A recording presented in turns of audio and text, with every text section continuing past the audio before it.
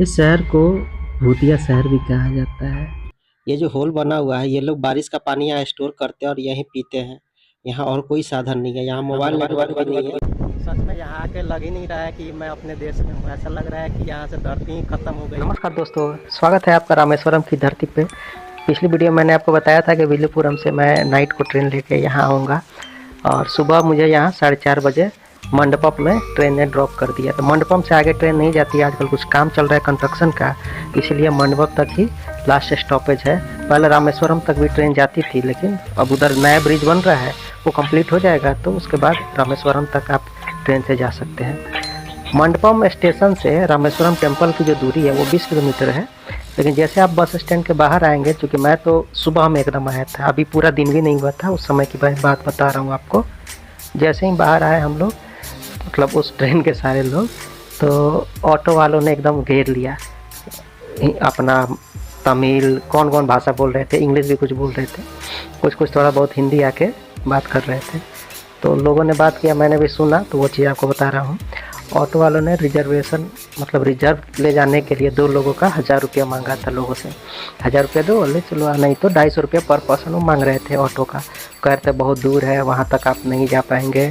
तो लोग पूछते थे गवर्नमेंट बस, गवर्नमेंट बस। तो उन्होंने कहा गवर्नमेंट बस अभी नहीं चलती है, सुबह 7 बजे चलती है और गवर्नमेंट बस के लिए आपको मेन रोड तक जाना होगा। तो वालों ने पैसेंजर को भरोसे में लेकर बैठा लिया। बहुत से लोग कहने लगा चलो अब 2 किलोमीटर कौन जाएगा, उससे अच्छा बैठ जाओ इन्हीं के साथ। अब उन आलसी लोगों का क्या ही कहना, उन लोगों के बात में आके वो बैठ गए। आगे थोड़ी दूर हम लोग गए तो कुछ प्राइवेट बसें भी लगी थी, मिनी बसें थी, और अपने तरफ का मान लीजिए कि स्टार बसें जो होती है उस तरह की। तो वो बसें लगी हुई थी, तो वो लोग कह रहे थे कि 100 रुपया में वो छोड़ देंगे, लेकिन पूरा भरेगा तभी जाएंगे। तो कुछ लोग उसमें चले गए। अब मुझे तो ये सब चीज़ें सही नहीं लग रही थी, मुझे तो गवर्नमेंट बसें ही चाहिए थी, तो इसीलिए मैं थोड़ा और अंधेरे में आगे बढ़ा तो पता चला कि अरे वो गवर्नमेंट बस खड़ी है। तो मैं दौड़ के गया, तो पूछा गवर्नमेंट बस, तो उसने बोला यस। मैंने पूछा भाड़ा, तो 20 रुपीज़। तो मैंने कहा ठीक है, ये सही है। मैं अंदर घुस गया फटाफट, लोग भी चले गए अंदर, बहुत भीड़ हो गया। सुबह सुबह के वक्त थी, मेरी हालत ऐसे हो गई थी जैसे ये 300 मूवी का सीन दिखा रहा हूँ। पीछे वाले चिल्लाए आगे बढ़ो, आगे वाले चिल्लाए पीछे हटो। लगभग हाफ आवर लगा मुझे, और मंदिर के लगभग पास ही बस वाले ने ड्रॉप कर दिया। ये जानते हैं कि रामेश्वरम आप कैसे पहुंच सकते हैं, और कुछ मैं टिप्स भी दूंगा अपने जो मैंने फील किए तो वो भी। तो रामेश्वरम आप यहाँ आने के लिए ट्रेनें हैं, बसेज है, और आपका एयरपोर्ट बात करें तो मदुरई में है, तो वो थोड़ा दूर है, आपको 3-4 घंटे सफ़र करके लग जाएगा एयरपोर्ट से। बाकी ट्रेन आपको मंडपम तक छोड़ देगी। चेन्नई से भी ट्रेनें आती हैं, आपको मदुरई से भी आती है, और कन्याकुमारी से। लेट नाइट लेंगे कन्याकुमारी में तो आपको सुबह छोड़ देगा, रात भर का सफ़र हो जाएगा आपका। चेन्नई से आएंगे तो भी और मदुरई से आएंगे तो भी, तो हर जगह से कनेक्टिविटी है, क्योंकि ये एक तरह का लास्ट ही मान के चलिए वैसी जगह है। अब ये बात करते हैं कि रामेश्वरम में क्या करें या क्या ना करें, मीन्स किस तरह की सावधानियाँ आपको बरतनी चाहिए। देखिए, ये धार्मिक जगह है, पवित्र स्थल है, लेकिन यहाँ पे आपको ईमानदार लोग कम ही मिलेंगे। ये और भी इंडिया में और भी जगह होता है, ऐसी बात नहीं। इंडिया का सभी धार्मिक स्थल पर वही हाल है। लोग बदलते रहेंगे, पैटर्न भी बदलता रहेगा, लेकिन मोटिव सबका एक ही रहता है कि टूरिस्ट जितने आते हैं, जितने भक्तगण आते हैं, उनको बस लूट लेना है। अब वो जैसे जाल में फंसा के आपको लूट लें। अगर आप यहाँ होटल्स लेते हैं तो होटल में भी अभी मैंने हाल ही में एक टाइम्स ऑफ इंडिया का आर्टिकल पढ़ा था, और मैं यहाँ स्क्रीन पर लगा रहा हूँ, आप लोग देख लीजिएगा। बाकी डिटेल के लिए आप लोग उसके वेबसाइट पर विजिट कर सकते हैं। तो आप भी जब आइएगा तो हिडन कैमरा ज़रूर चेक कर लीजिएगा, आँखों से भी तो चेक ही कीजिएगा, बाकी मोबाइल में कुछ ऐप्स भी आते हैं, उससे भी आप लोग चेक कर लीजिएगा। यूट्यूब पे आप लोग इस चीज़ के लिए हेल्प ले सकते हैं कि कैमरा होटल का कैसे चेक करें, एंड्रॉयड कौन सा ऐप डालता है, वो सारी चीज़ें आप चेक कर सकते हैं। कुछ और बातें भी है जिन पे आपको गौर करना चाहिए। ऑटो वालों पे बिल्कुल भरोसा ना करें, उनके रेट और उनकी बताई गई जानकारी अक्सर आपको पैनिक कर देती है, ताकि आप जल्दी से जल्दी पैसे अपने जेब से निकाल के उनको दे दें। और जब आप मंदिर दर्शन के लिए जा रहे हैं तो वहाँ भी आपको थोड़ा सा सतर्कता बरतनी होगी, क्योंकि क्या है, वहाँ दलाल बहुत सारे हैं। मंदिर के अंदर का टिकट आपको 25 रुपीज़ का है, लेकिन दलाल आपको पूरा पैकेज ये वो बता के पूरी तरह से आपको अपने बातों में फंसा लेते हैं। फिर आपसे 1000-2000 मतलब आपके स्टेटस के हिसाब से वो देखते हैं कि आपसे कितना लूटा जा सकता है। यहाँ वीआईपी लाइन के लिए 100 रुपया लगता है, ये देखिए, लेकिन दलाल आपको 1000-2000 रुपया वसूल लेंगे। तो अंदर आप बेझिझक जाइए, कोई आपको प्लान दे रहा है तो सुनिए ही मत, चुपचाप जाइए जहाँ काउंटर लगा है, वहीं से अपना सब काम कीजिए। जैसा कि मैंने वीडियो के शुरू में आपको बताया था कि मैं सुबह ही आ गया था, तो बस वाले ने मुझे हार्डली 6 साढ़े 6 बजे के पहले ही छोड़ दिया था मंदिर के पास। उसके बाद चलते चलते आया, मंदिर का वेस्टर्न एरिया सब देखा। मंदिर के पीछे जो समुद्र है वहाँ सोचा कि जाकर बैठ के देख लेता हूँ और इधर सनराइज भी देख लूँगा अच्छे से। रास्ते में मैंने कुछ देखा जो आपको बता देता हूँ आपकी जानकारी के लिए। इधर आपको लॉकर रूम मिल जाएगा, अगर आपके पास बैग वगैरह कुछ भी है तो आप यहाँ रख सकते हैं 50 रुपया दे के। वैसे वो कहते हैं 3-4 घंटे के लिए, लेकिन आप बात कर लीजिएगा, जो आपको 12 घंटा 24 घंटे के लिए दे रहा हो उसी के पास रखिएगा। मैंने भी ऐसा ही किया था, 50 रुपया दे के लॉकर रूम में अपना बैग रख दिया था। एक बात मैंने नोटिस किया, मंदिर के पीछे जो समुद्र है वो काफ़ी गंदा लग रहा था, फिर भी लोग उसमें डुबकी लगा रहे थे। उतना साफ़ सफाई नहीं दिख रहा था जैसा कि बाकी बीचों पे है। आप तमिलनाडु घूमेंगे तो आपको खुद आइडिया हो जाएगा। खैर छोड़िए, आज भी मतलब सनराइज़ देखना तो है, हर जगह कोशिश कर रहा हूँ कि सनराइज़ तो देख लूँ एटलीस्ट अच्छे से। वैसे तो दिखता ही नहीं, लेकिन यहाँ भी बादलों ने घेर लिया। क्या कहीं बदलवा की तो दिमाग खराब कर दिया। यहाँ जो आप देख रहे हैं पुलिस चौकी जैसा है, यहीं पे आपको रामेश्वरम का जो मंदिर है, ये पूरा कैंपस वहीं है, मंदिर का ही कैंपस है, उसी के अंदर ये है बस स्टॉप। यहीं पे आपको धनुषकोडी के लिए बस मिलेगी। बस से जाना ही सही रहता है, क्योंकि ऑटो वाले से बात किया तो 300 रुपया पर पर्सन मांग रहे थे, और कह रहे थे कुछ पैकेज वाले भी बेचने आ जाते हैं, वो 1500 मांग रहे थे कि हाँ आपको इतनी इतनी चीज़ें घुमाएंगे। धनुषकोडी आप अगर जाएंगे तो आपको 4 स्पॉट तो उधर ही कवर हो जाएंगे। जैसे कि सबसे लास्ट वाला जो पॉइंट है, जिसको धनुषकोडी पॉइंट भी बोलते हैं, अशोक पिलर भी कहते हैं कुछ लोग राम सेतु ब्रिज भी कहते हैं, वो सबसे लास्ट है। आपने वीडियो में देखा भी होगा। चलिए मैं आपको रास्ते का नज़ारा दिखाता हूँ और आप रास्ते का नज़ारे का एंजॉय कीजिए।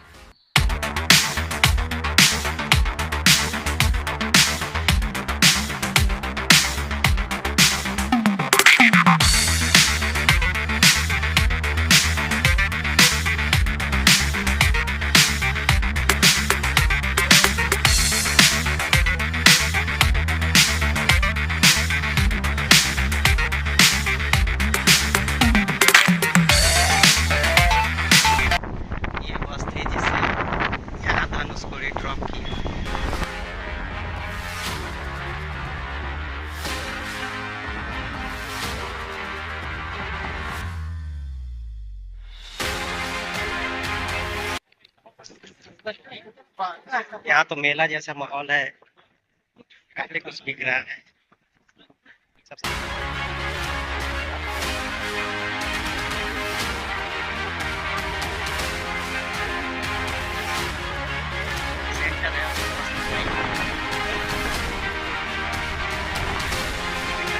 देख सकते हैं आप लोग।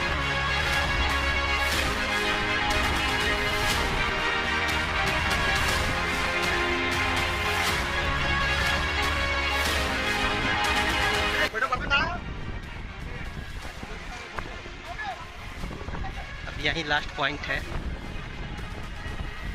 यहाँ बताया गया कि यहाँ से मात्र 25 किलोमीटर दूर है श्रीलंका।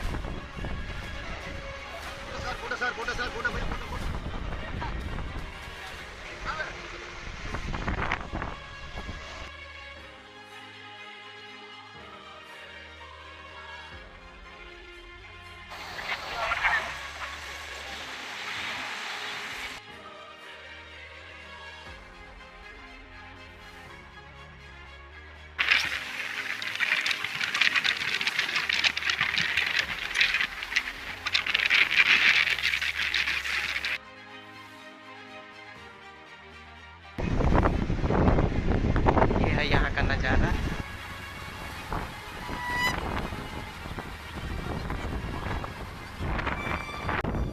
सच में यहाँ आके लग ही नहीं रहा है कि मैं अपने देश में हूँ। ऐसा लग रहा है कि यहाँ से धरती ही ख़त्म हो गई, धरती के अंत में मैं आ गया हूँ।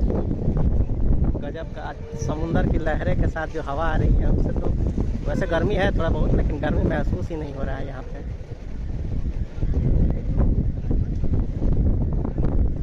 और जगह टाइम वेस्ट करने से अच्छा है कि यहाँ आए, आराम से 1-2 घंटा समय होता है, मज़ा ही आ जाएगा, एकदम मज़े ही मज़े आते हैं। अभी यहाँ मैं जहाँ खड़ा हूँ, ये तो खैर पत्थर है, आगे बालू वाला भी है, तो वहाँ भी आप जाके खड़ा हो सकते हैं। लोग नहा भी रहे हैं, मैं कपड़े नहीं लाया इसलिए नहीं नहाऊंगा, क्योंकि अगर यहाँ से मुझे सीधा होटल जाना रहता तो मैं कर लेता बुकिंग और चला जाता नहा के यहीं से सीधा होटल। पानी यहाँ का बहुत साफ होता है और यहाँ का माहौल भी सही लग रहा है। अशोक पिलर के पास से बस लेके मैं आ गया वॉच टावर, और वॉच टावर पे 10 रुपया एंट्री लगता है। 10 रुपया लेते हैं 5 मिनट के लिए, लेकिन नज़ारा ऊपर का बहुत अच्छा रहता है। आप थोड़ा सा फोर्स करेंगे तो 10-15 मिनट आपको रुकने देंगे। मैंने किया था तो मुझे मिल गया था, तो मैंने अच्छे वीडियोज़ निकाले, फ़ोटोज़। ऊपर से नज़ारा इतना सही लगता है ना, एक तरफ आपको दिखता है बंगाल की खाड़ी का पानी और दूसरी तरफ दिखता है हिंद महासागर का यानी इंडियन ओशन का पानी, और बीच में एक सड़क दिखती है। बहुत ही कमाल का नज़ारा लगता है। तो आप भी जब आइए तो वॉच टावर ज़रूर आइएगा। ऐसा नहीं कि बस पकड़ के सीधे टेम्पल चले गए, यहाँ ज़रूर आइएगा। नज़ारे आप देखते रहिए, तब तक म्यूज़िक मैं लगा देता हूँ।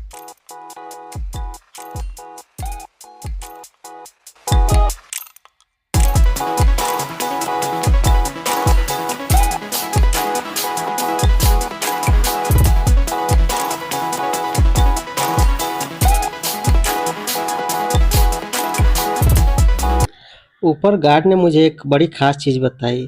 यहाँ रहने वाले लोगों को पानी का अपना व्यवस्था करना पड़ता है। तो यहाँ देखिए मैं एक चीज़ दिखा रहा हूँ, यहाँ आप गौर कीजिएगा। ये जो होल बना हुआ है, ये लोग बारिश का पानी यहाँ स्टोर करते हैं और यहीं पीते हैं। यहाँ और कोई साधन नहीं है, यहाँ मोबाइल नेटवर्क भी नहीं है, तो थोड़ा ध्यान रखिएगा आप लोग।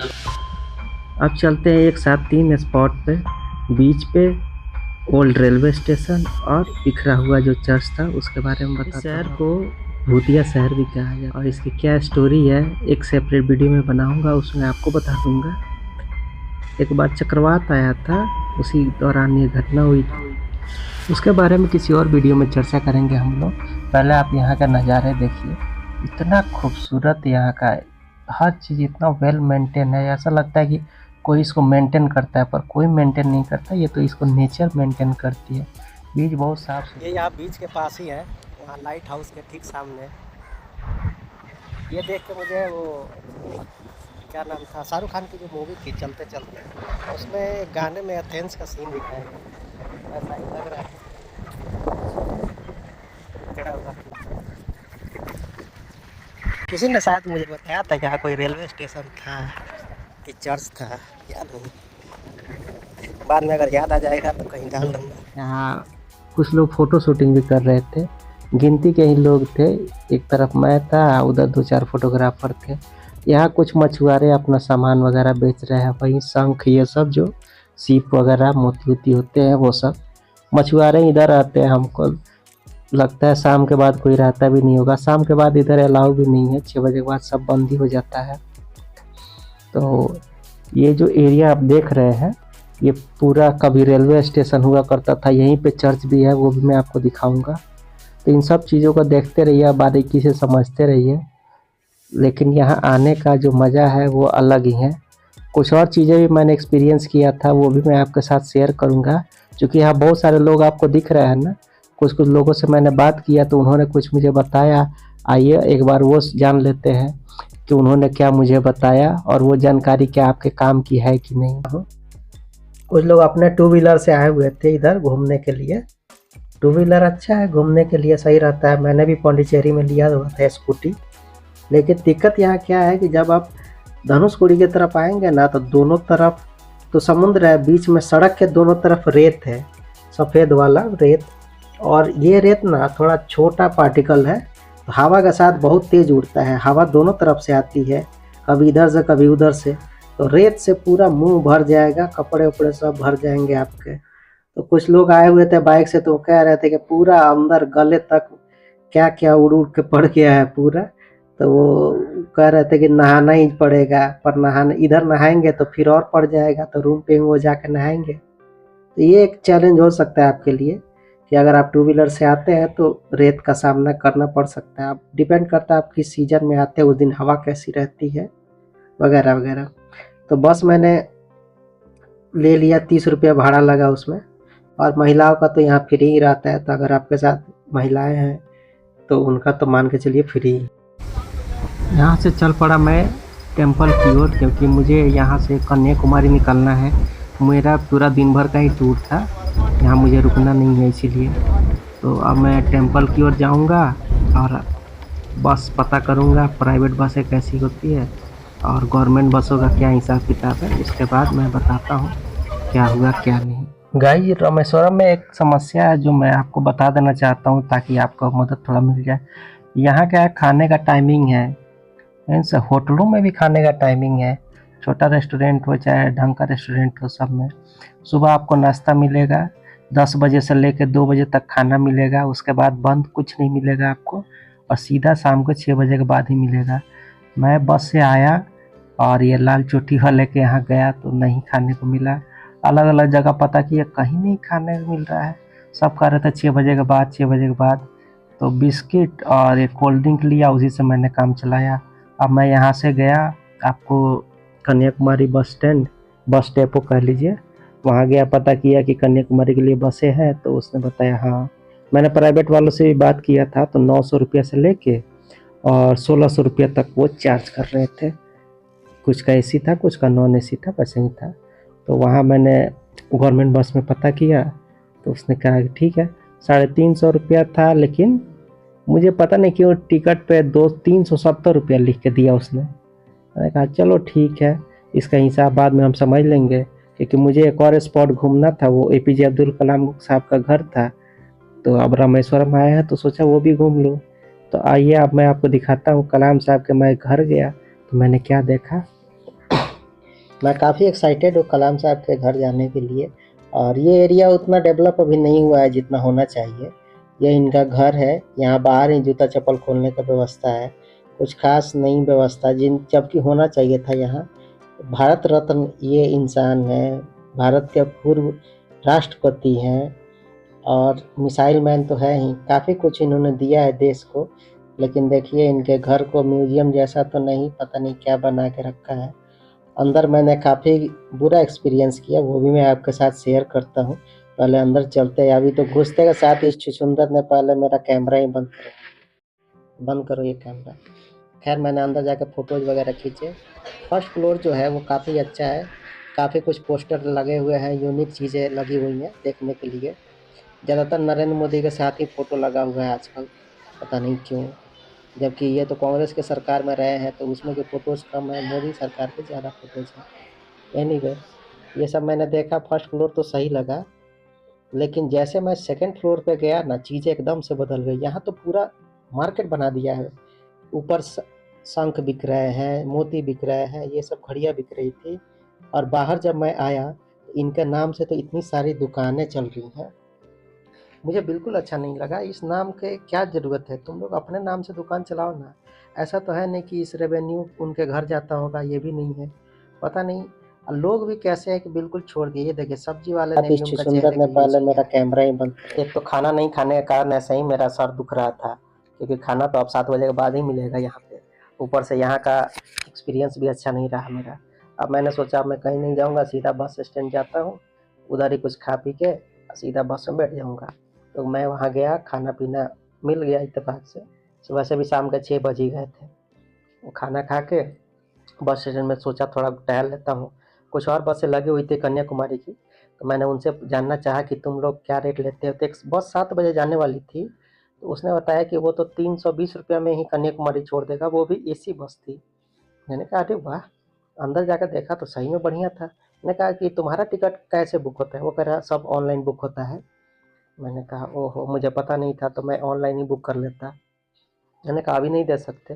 कहा अभी नहीं मिलेगा, बुक हो चुका है। मैंने कहा ठीक है। एक और बस पता किया तो वो तो 280 रुपये में ही छोड़ रहा था कन्याकुमारी। वो क्या गजब। तो अब मैं क्या हुआ कि जहाँ मेरी बस लगी हुई थी बोर्डिंग वाली, वहाँ चला गया मैं। वहाँ जाके उस समय जो मैं टिकट कटा रहा था, मतलब ले रहा था, उस समय कुछ लोग आए हुए थे, वो लोग दिख गए। मैंने उनसे पूछा कि ये देखो मेरे टिकट पे 20 रुपये ज़्यादा दिखा रहा है, तुम लोग में भी ऐसा है क्या कि तुमसे ज़्यादा पैसे लिए गए हैं? तो उन्होंने कहा कि देखते हैं। जब इन्होंने भी चेक किया तो देखा इन्होंने कि हमसे भी ज़्यादा लिया गया है, तो सब लोग गए हम लोग काउंटर पे पूछने के लिए। जब हमने बार बार पूछना चाहा, एक तो लैंग्वेज प्रॉब्लम इतना होता है यहाँ पे क्या बताऊँ, तो वो लड़की निकल के भाग गई। फिर एक और आदमी आया तो हमने पूछा तो वो कहा कि हमने सर्विस चार्ज लिया है। आपका कैसा सर्विस चार्ज? तुम लोग तो सरकारी स्टाफ हो ना? तो हाँ। तो फिर तुम लोग कैसे चीज़ का सर्विस चार्ज? वो कहा हमने टिकट काटा ना तो 20 रुपया उसका सर्विस चार्ज लगता है, नहीं तो आप लोग खुद से भी काट सकते थे। हम लोग कैसे काट सकते थे तुम ही बताओ? तो आप लोग ऑनलाइन काट सकते थे। हमने कहा हमें बता देते, हम लोग खुद ही काट लेते, तुम्हारे पास हम लोग इतना दूर क्यों आए थे?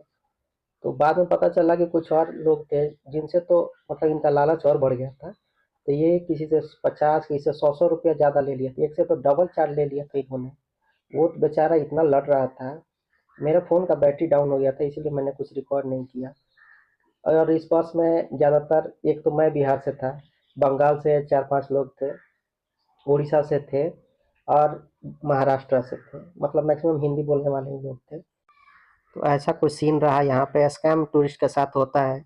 बस टिकट में सरकारी स्टाफ भी कर सकते हैं, तो इसीलिए आप लोग जब भी आइए बस स्टैंड आइए, यहाँ पूछिए ऑनलाइन टिकट कैसे होगा और उनको दिखा के आप लोग खुद काट लीजिए, पैसे भी बचेंगे और सही आपको सीट भी मिलेगा, नहीं तो सीट भी हेरा फेरी ये कर देते हैं। तो बस मेरी निकल चुकी 9 बजे करीब में, काफ़ी कुछ बस में हंगामा भी हुआ पैसे को लेके। पैसे तो नहीं मिले लेकिन हमें सर्विस अच्छा मिला। बस एकदम टाइम पे सुबह के 3 बजे, 3 साढ़े 3 बजे कन्याकुमारी इसने उतार दिया।